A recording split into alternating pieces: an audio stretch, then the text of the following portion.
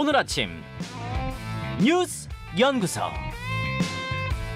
오늘 아침 뉴스의 맥을 짚어드리는 시간 뉴스연구소, 오늘도 두 분의 연구위원 함께합니다. 뉴스톱 김준일 수석 에디터, 경향신문 박순봉 기자, 어서 오십시오. 네, 안녕하세요. 예, 첫 뉴스 어디로 갈까요? 인요한표 혁신. 인요한 혁신위의 방향이 나왔어요. 네, 두 갈래라고 보시면 되는데요. 일단 첫 번째는 지난주 금요일에 1호 안건을 발표를 했거든요. 네. 대사면입니다. 예.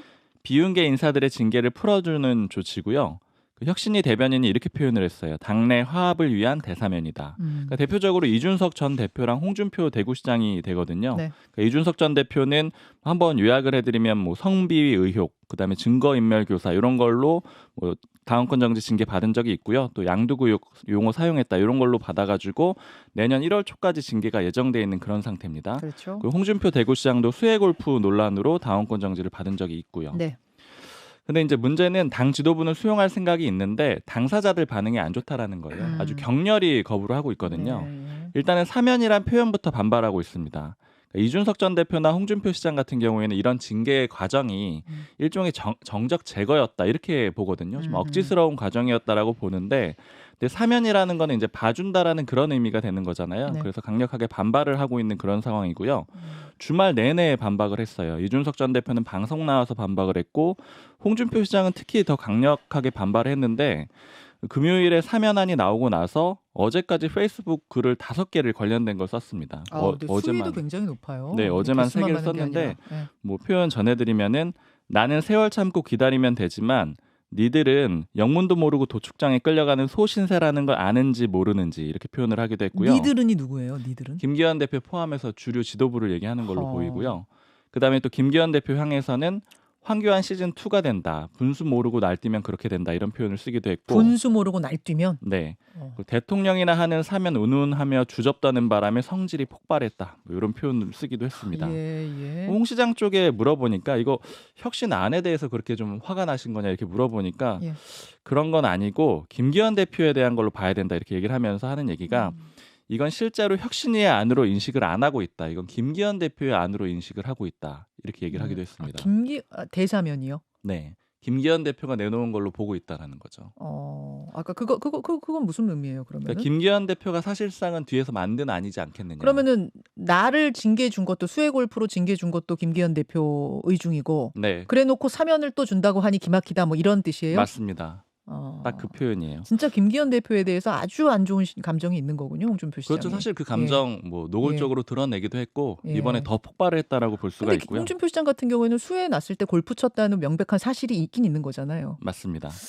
예. 그리고 알겠습니다. 두 번째 갈래는 영남 중진 의원 수도권 출마인데요.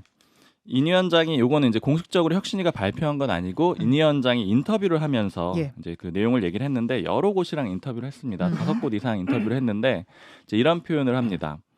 영남, 경남과 경북의 스타들이 경쟁력 있는 사람들이 서울 험지에 와야 된다. 이제 이렇게 얘기를 했고요. 사실은 이 파장이 더 커요. 맞습니다. 당 그 내부에선. 스타도 누군지 얘기를 2명은 했습니다. 김기현 대표랑 주호영 의원인데 이제 각각 울산 4선, 대구 5선이죠. 예. 근데 이제 그 실제 스타들하고 논의가 된 것 같지는 않아요. 거기 이제 의원실 쪽의 분위기를 물어보니까 이제 사전에 교류는 없었다라고 하고요. 그 요번에 이제 이 내용들 보면서 제가 좀 생각이 났던 게 올해 한 3월에서 5월 사이에 이제 친윤계 쪽이랑 많이 얘기를 해보면 총선 어떻게 치를 거냐 이런 거 물어보면은 예. 이제 시나리오로 얘기를 했던 게 만약에 대통령 지지율이 안 나오고 총선이 가까워져서 어려워지면은 2-3가지 정도 카드가 있다. 뭐요? 이제 첫 번째가 이준석 전 대표를 첫 번째로 좀 대대적으로 공천을 주는 거다. 뭐 예를 들어 표현을 이렇게 하도록 아예 집에 찾아가서 공천장을 딱 수여하는 거다. 이런 얘기를 했었거든요. 그리고 또 두 번째는 뭐였냐면은 뭐 대표적으로 장제원 의원 예를 들었었는데 측근들이 불출마를 하거나, 그러니까 소위 말하는 친윤 의원들이죠. 불출마를 하거나 아니면 이제 뭐 서울로 가거나 이런 것들이 두 번째 카드다 이런 얘기를 했는데 지금 혁신위에서 내놓은 첫 번째 이 안들이 그걸 준비하는 일종의 준비 과정으로 좀 해석이 되더라고요. 그러니까 그게 가능해지는. 왜냐하면 이준석 전 대표 징계를 해제하게 되면 이제 공천을 줄 수 있는 상태가 되는 거고요. 또 영남권, 수도권 출마도 비슷한 의미로 해석이 됩니다. 자, 어제 그 주말 사이에 아직 혁신위가 공식 출범한 거 아닌데 뭐랄까요? 인요한 위원장은 이미 화제몰이를 한 셈이에요. 두 가지 카드를 던지면서 김준일 에디터는 어떻게 보셨어요? 먼저 중진들 이제 영남 중진 수도권 출마론 이거 같은 경우에는 김기현 대표가 상당히 격노했다 이 얘기가 예, 인요한 혁신위에서 나오면서 격노했다는 얘기가 들려요? 예, 그런 얘기가 좀 들려요. 그러니까 이게 그 김기현 대표랑 상의를 하거나 예. 그렇게 나온 게 아니라는 거죠. 특히 이제 인요한 위원장이 인터뷰를 여러 번 했는데 한 번은 아까 얘기했듯이 주호영, 김기현이란 이름을 콕 찍어서 얘기를 했어요. 예, 딱 한 번 그렇게 나왔는데 이미 모든 제목은 이제 영남 중진의 수도권 출마의 상징은 주호영과 김기현이 돼버렸습니다. 근데 김기현 대표가 이거를 그러면은 준비를 했는데 만약 김기현 대표가 하더라도 그거는 대표의 고뇌찬 결단에 의해서 이렇게 마지막에 쓸 카드인데 이거를 지금 다 해놔버리면은 떼밀려서 이제 하는 모양새가 돼버리잖아요. 그러니까 영남에서 정말 험지 출마를 할 생각이 지금 있을 수도 있는데 김기현 대표는 왜냐하면 총선 지면 정계 은퇴까지 얘기했던 사람이니까 설사 그렇다 하더라도 내 입으로 나와야지. 그게 왜 혁신위에서 저렇게 내 이름을 언급하지? 기분 나쁠 수는 있겠네요. 그렇죠. 그냥 푸시하는 모양새로 그래서 떼밀려서 지금 나가는 모양새가 될 수도 있기 때문에 여러 모양으로 하여간 그래서 일각에서는 이게 그러니까 김기현 대표의 뜻이 아니라고 한다면 이게 나온 게 아니라면 이게 뭐 김한길이 있는 거야? 뭐 이런 얘기까지 뭐 이렇게 설설설이 나오고 있습니다. 그리고 이제 대사면 문제 같은 경우에는 이게 이제 대사면이란 표현 자체가 이를테면은 누가 우위에 있어서 누가 아랫사람을 이제 봐준다라는 거잖아요. 이게 당사자들이 받아들이기 굉장히 힘들죠. 이게. 이거 이제 대통령 특사 같은 거잖아요. 예. 너의 죄를 사하노라. 이게 이제 신부님이 이제 너의 죄를 사하노라 이제 뭐 이렇게 고해성사 받고 막 이런 건데 두 가지가 문제가 있어요. 하나는 당사자들이 죄가 없다라고 주장을 하고 있고 특히 이제 이준석 대표 같은 경우에는 품위 유지로 6개월 그리고 양도구역으로 1년 받았는데 이게 논란이 너무 많았잖아요. 그렇죠. 김웅 의원도 그래가지고 이게 말이 맞냐 대사면이란 말이 맞냐 이렇게 얘기를 했거든요. 그리고 이제 핵심은 그겁니다. 지금 사면이 문제가 아니라 대통령의 계속 얘기했지만 대통령의 국정 운영의 방향성이 지금 문제가 돼서 여기가 된 거고 만약에 이들을 뭐 소위 말해서 품어 안으려면은 정치인이잖아요. 정치는 기본적으로 권력을 쫓는 사람들입니다. 그러면은 권력은 나눠줘야 돼요. 이게 뭐 말로 사면을 하네 아니네 그게 아니라 뭐 예를 들면 이준석 비대위원장, 뭐 이준석 공관위원장, 뭐 유승민 공천관리위원장 앉힐 수 있습니까? 그러니까 이 정도는 돼야지 이게 사람들도 국민의힘이 바뀌는구나. 뭐 그거를 건의를 한다든지 이래야 되는데. 근데 안 받을 것 같은데요. 아니, 안 받든 중요한 거는 그러니까 건의를 하더라도 그런 혁신위의 진정성이 있으려면은 그 정도는 나와주고 뭐가 이게 내야 되는데 권력은 아무것도 나누지 않고 국정기조도 바뀌지 않고 말로는 사면한다고 하니까 사람들한테도 와닿지 않고 당사자들도 이제 강하게 반발하고 뭐 이런 거예요. 그래서 답을 알고 있는데 애써 정답을 다 피해서 가려고 한다. 이게 사람들이 좀 이렇게 볼 것 같아요. 혁신의 지금 가장 급한 것이 당내 통합이냐? 아니다. 대통령의 기조전환이다. 그럼 거기서부터 이야기를 해야 되지 않겠냐? 그 말씀이신 거예요? 알겠습니다. 잠시 후에 김병민 최고위원 연결합니다. 만납니다. 김병민 최고위원은 잠시 후 이 안건을 최고위원 회의에서 받아들고 이거를 의결할 거냐 말 거냐. 아니 당사자들이 거칠게 반발하는데 이걸 그냥 그래도 의결을 해? 뭐 말아? 이걸 고민해야 되는 분이기 때문에 김병민 최고의 생각은 어떤지 잠시 후 직접 듣겠습니다. 두 번째 이슈로 가죠. 이태원 일주기. 어제 이태원 참사 일주기 추모 행사 열렸습니다. 네, 서울광장 분향소에서 열렸고요. 경찰 추산으로는 7,000명 정도가 모였습니다. 유가족들이 두 가지를 당부를 했어요. 첫 번째는 희생자들하고 이 참사를 잊지 말아달라. 두 번째는 이태원 참사 특별법 꼭 통과시켜달라. 이렇게 두 가지를 얘기했습니다. 네. 행사 전이나 또 끝나고도 추모를 하는 사람들이 쭉 이어졌고요. 그리고 유가족들은 이에 앞서서 참사 현장을 먼저 찾았거든요. 이제 여기서 눈물 흘리면서 추모하는 그런 모습들도 보였습니다. 여기서 출발해서 걸어서 서울광장으로 갔는데 이제 대통령실 앞을 지나서 갔거든요. 네. 한 2시간 정도 행진을 했는데 이 대통령실 앞에서 잠깐 멈춰서 가지고 윤 대통령한테 사과를 해달라 이렇게 요구를 했고요. 또 추모대에도 꼭 와달라 이렇게 촉구를 했습니다. 근데 결과적으로 윤석열 대통령은 추모 행사에는 서울광장에는 가지 않았어요. 추모 행사에는 정치권에서는 야당은 대부분 참석을 했고요. 뭐 이재명 대표 포함해서 민주당 지도부, 정의당 지도부 다 왔습니다.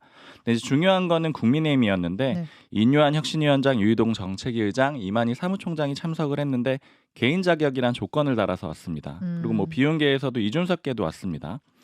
윤석열 대통령하고 여당 지도부는 대신에 예배에 참석을 했거든요.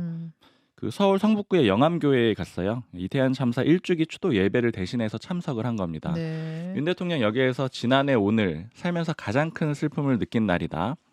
유가족 여러분께 깊은 위로의 말씀 드린다. 반드시 안전한 대한민국 만들겠다라고 했습니다. 네. 기자들이 그러면 왜 안 가셨느냐 이렇게 대통령실 관계자한테 물어봤거든요. 추모하고 애도하는 마음은 어디서든 똑같다 이렇게 답을 했고요. 또 유가족들이 사과 요구했다라고 했잖아요. 네네. 여기에 대해서는 4차례 이상 사과를 했다.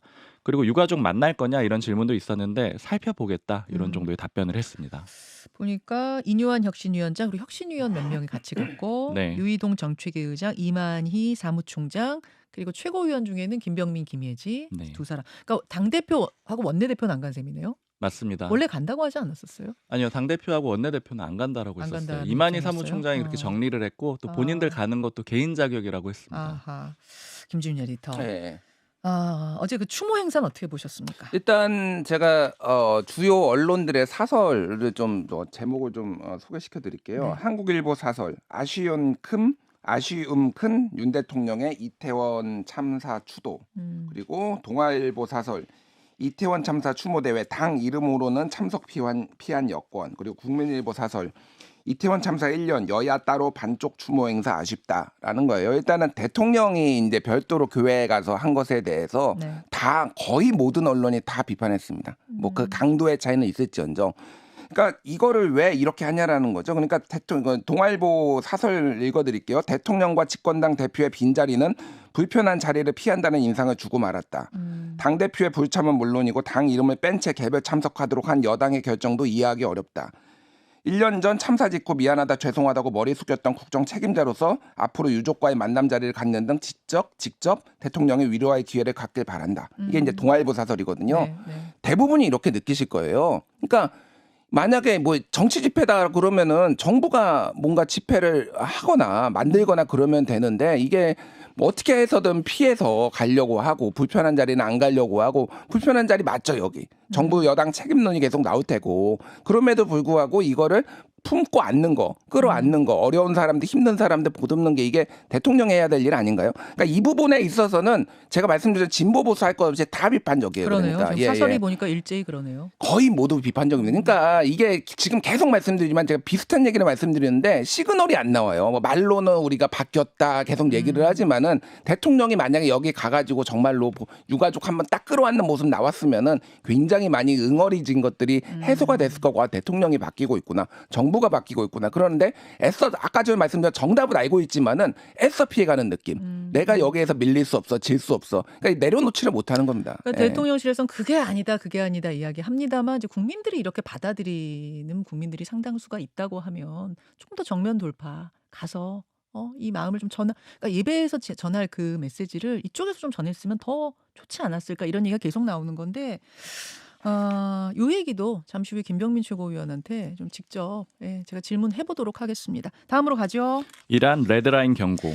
이스라엘과 하마스 간의 전쟁 상황이 심상치가 않아요. 네, 지금 이란까지 나서면서 네. 중동 전쟁으로 확전되는 게 아니냐 이렇게 좀 우려가 되고 있는 상황이고요.